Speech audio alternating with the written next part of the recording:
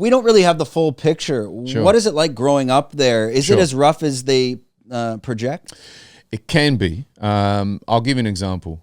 I'd come from fun-loving, kid-friendly, football crazy, running around on my bike every day, Uruguay, the Gold Coast of Uruguay. Never saw really any violence. I mean, we used to punch on, throw rocks at each other and whatever, like most kids did in primary. And then I go to English as a second language in a high school in Ashcroft, which is near the city of Liverpool in the west of Sydney. And there was literally an ambulance parked outside every day.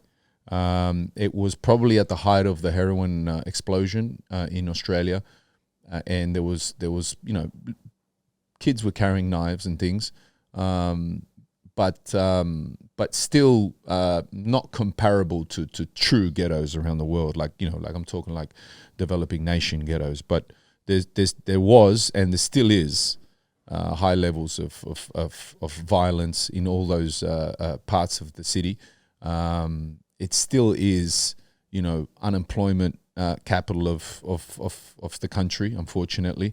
And you do have nowadays, in particular, lots of shootings, still have a lot of stabbings. I mean, as recent as 5 years ago, max, we had the famous postcode wars, which involved a lot of the drill rappers in Australia, which is quite public and quite known about, and lots of the media covered it, as always, trying to sell some advertising along the way, dramatization and so on, trying to blow it up. But there definitely is an undertone in that area.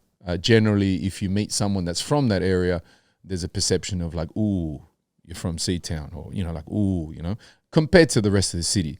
Having said that, there are the majority of the people living in those areas are absolute clean-cut working families that have absolutely nothing to do with anything. And their kids live completely normal schooling lives, going to and from work, going to and from school without any sort of gang involvement or any sort of violence or anything happening to them. So it's subtle and it's an undertone, but it's definitely there, I would say so. And if you enjoyed this content, we're doing 5 clips like this a week. If you want to watch the full podcast, click here.